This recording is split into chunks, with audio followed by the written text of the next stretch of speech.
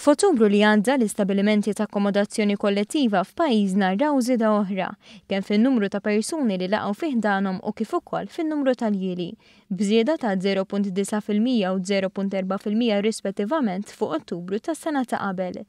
Fil-fatt, it-total ta' persuni f'akkomodazzjoni kollettiva f'Ottubru kien ta' 160,431 persuna, bil-lukandi ta' 4 stilel bl-ikbar sem, total ta' 427,810 tiljieli fix-xahar ta' Ottubru.